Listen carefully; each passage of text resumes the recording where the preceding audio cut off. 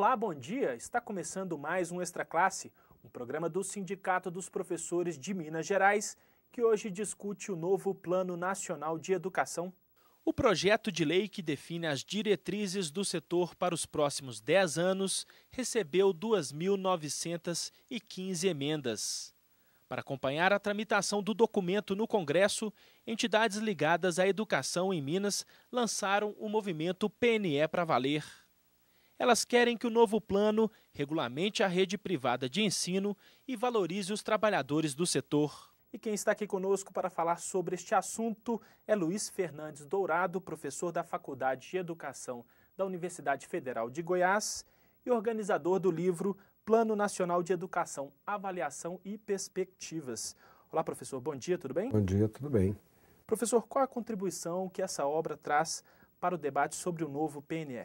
Esse livro é resultado de uma pesquisa desenvolvida ao longo dos últimos 3 anos, que analisou o plano anterior às quase 300 metas do Plano Nacional de Educação, com vigência até início de 2011, melhor dizendo, e além desta avaliação, que são 3 volumes que vem encartado no CD, nós estamos avaliando a proposta de Plano Nacional que tramita hoje no Congresso Nacional, ou seja, o projeto de lei, as 20 propostas de metas e 170 estratégias. Certo. Professor, qual balanço podemos fazer do PNE, do Plano Nacional de Educação anterior?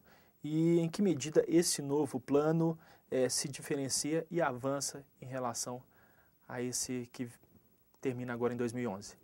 Na verdade, o que nós podemos identificar é que o Plano Nacional de Educação ele não foi o epicentro das discussões educacionais, ou seja, o governo pautou as suas políticas sem ter o plano como a referência para o encaminhamento das políticas nacionais, Então, poderíamos dizer que o antigo plano foi um fracasso sob o ponto de vista de se transformar em uma política de Estado.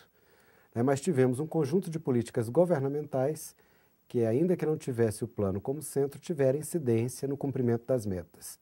Nesse sentido, o novo plano, quer dizer, essa proposta de PL, de projeto de lei que tramita na Câmara, quer dizer, ela traz alguns avanços em função das políticas governamentais, da ação do movimento social, como, por exemplo, a universalização da educação de 4 a 17 anos, que foi objeto da Emenda Constitucional 59/2009. Esse é um avanço importante e ele se faz presente nessa proposta de PL em tramitação no Congresso Nacional. Agora, professor, em linhas gerais, qual a análise que o senhor faz desse novo plano que está em tramitação no Congresso?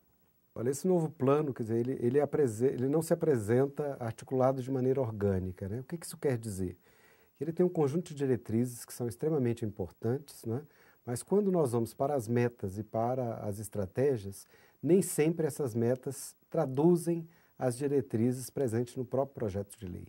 Além disso, nós temos um conjunto de estratégias que poderiam se transformar em metas e outras estratégias que não têm uma relação direta com as metas. Então, ele carece de organicidade. Além disso, tem questões do tocante a concepções. Por exemplo, ele tem uma concepção de avaliação muito centrada em exames, em provas, nos chamados testes estandartizados, enquanto a gente entende que a perspectiva de avaliação deve ser mais abrangente, indutora de desenvolvimento institucional. Professor, nós já fizemos aqui um programa sobre este assunto com o coordenador-geral da campanha pelo direito à educação, o Daniel Cara, e ele disse que o plano atual é fraco e acelera o ritmo de expansão educacional sem melhorar a qualidade. O senhor concorda com essa análise dele? A questão realmente é global, porque nós temos, de um lado, metas ambiciosas no tocante à universalização de 4 a 17 anos, uma expansão significativa também da educação superior, mas as condições objetivas, como essas metas se operacionalizarão, elas não estão claramente delineadas no plano, na proposta de plano, e aparecem algumas indicações nas notas técnicas que o Ministério enviou depois para a Câmara. Mas, de maneira geral, nós temos uma sinalização expansionista e não temos, certamente, pela maneira como o plano está estruturado, a garantia de que isso vai se fazer com qualidade. E esse é um grande desafio. É o desafio de pensar políticas de organização e de gestão, quer dizer, com financiamento que garanta esse processo expansionista, mas que isso se faça garantindo a qualidade da educação infantil após graduação. Agora, professor, nós dissemos aqui na abertura do programa que esse plano recebeu 2.915 emendas de vários parlamentares e entidades ligadas à educação. Na avaliação do senhor, qual o motivo de tantas emendas? Olha, de fato, isso é inédito, né, na tramitação de planos semelhantes no Congresso Nacional, e acredito que isso se deve, certamente, a muitos problemas na própria estruturação do plano. Mas, além disso, há uma articulação da sociedade civil organizada no campo educativo, né, que participou da Conferência Nacional de Educação e que entendeu ser um caminho político importante lançar emendas ao plano numa perspectiva de aproximar esse plano das deliberações da Conferência Nacional de Educação. Então, são 2.915, envolvendo o trabalho de muitas entidades que fomentaram os parlamentares com as suas emendas, né? E essas emendas têm um número grande de convergências, né? No tocante a financiamento, a avaliação, gestão democrática. Agora, de certa forma, professor, esse número recorde também dá uma demonstração do tamanho da disputa que vai ser travada no Congresso? Certamente, né? Quer dizer, a disputa é enorme e eu diria que parte dos interlocutores não participaram dessa disputa no sentido de encaminhar emendas. E aqui faço uma referência clara a segmentos do setor privado, né? Sobretudo privado mercantil, né? Que tem uma outro tipo de articulação, que faz um lobby junto aos parlamentares, né? E que certamente virá defendendo a ampliação dos recursos para a educação, mas também uma alteração substantiva na destinação desses recursos. Enquanto o primeiro grupo, que eu fiz referência, que encaminhou as emendas, defende que as verbas públicas sejam direcionadas para as escolas públicas, esse outro segmento, o entendimento é que possa haver aí novas formas de apoio ao setor privado, por meio de bolsas, de financiamento e outras modalidades. Então, nós teremos, no campo educacional, mais uma vez, o histórico embate entre os defensores do ensino público e do ensino privado. Certo, professor, nós vamos assistir agora uma reportagem feita pela nossa equipe sobre esse assunto. Vamos lá? Vamos lá. O Plano Nacional de Educação tramita na Câmara dos Deputados com a promessa de melhorar o quadro educacional no país, que hoje enfrenta dois grandes problemas: os baixos salários dos professores e a escassez de recursos para o setor. Ele coloca metas, entendeu, para esse atendimento. O problema, eu quero colocar para vocês, é que as metas não implicam num investimento muito forte. Esse é o problema. Ou seja, a forma como as metas do atual PNE estão estruturadas, você vai caminhar ao longo de 10 anos no mesmo, um pouco mais acelerado do que nós já fazemos hoje. Esse é o problema. Nós precisamos de metas mais audazes. Essa que eu acho que é a questão fundamental. E isso implica também num financiamento mais pujante. Em busca de mais qualidade para a educação, professores de diversas regiões de Minas Gerais cruzaram os braços para pressionar o governo a cumprir a lei que determina o pagamento do piso salarial.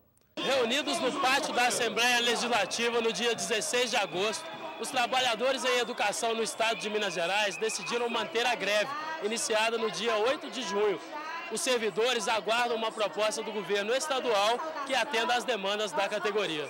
O valor almejado é de R$ 1.597,87 para uma jornada de 24 horas semanais. O sindicato ele vem tentando mediar, apesar de nós acharmos, inclusive, importante defender o piso de 1.597, conforme a Confederação Nacional dos Trabalhadores de Educação defende, nós reconhecemos que para estabelecer um diálogo com o governo, sem a acusação, por exemplo, de que o sindicato está sendo leviano ou intransigente, nós estamos dispostos e abertos para que, por exemplo, o governo apresente uma proposta de acordo com o piso estabelecido pelo MEC de 1.187, ou mesmo uma proposta que leva em consideração o que o governo defende em relação à proporcionalidade.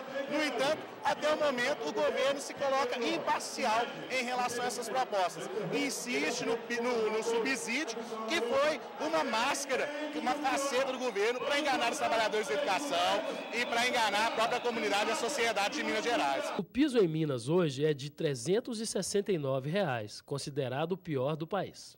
Existem várias leis aí para controlar os cidadãos, então eu me sinto no direito de exigir uma lei que vai me beneficiar também, não só a mim e aos educadores, mas também à sociedade. A educação, ela é vital à sociedade. O governo se comprometeu com os deputados a formar uma comissão de negociação e nem conosco ele honrou a palavra. Então, estamos firmes nesse apoio, conclamando os professores a continuarem na luta. Uma hora ou outra, o governo terá que negociar. Não dá para o professor abrir mão de ter o mínimo de salário, que, aliás, é obrigação através de legislação federal. A mobilização tem o objetivo de conscientizar a sociedade sobre a importância do professor para o desenvolvimento do país. A greve é um direito e o governo é o responsável pela educação no Estado. Nós temos que ter qualidade de trabalho, temos que ter um piso salário digno para a gente poder entrar na sala e dar uma aula digna, o aluno aprender e a gente ter o prazer de ser professor. O governo de Minas Gerais, ele não vem se preocupando com a educação no Brasil, em Minas Gerais, não só agora, mas antes da greve. As escolas estão sucateadas, falta laboratório, faltam professores, falta material didático, falta tudo na escola. E esse governo nunca se preocupou com a educação em Minas Gerais. Os professores das escolas particulares de Minas Gerais também manifestaram apoio à greve na rede pública. Olha, o Sindicato dos Professores vem acompanhando a greve dos professores e trabalhadores de educação do Estado de Minas Gerais. É uma greve que já dura mais de 70 dias. Uma greve que, sobretudo, luta pela educação pública de qualidade no nosso Estado, que tem como referência o piso nacional para a categoria de professores. E, infelizmente, o governo do Estado de Minas Gerais tem demonstrado nenhum compromisso com a educação, não só a Anastasia, mas o governador Aécio Neves, ao longo de 9 anos, vem praticando uma educação, esvaziando a qualidade, destruindo a educação pública e precarizando as relações de trabalho.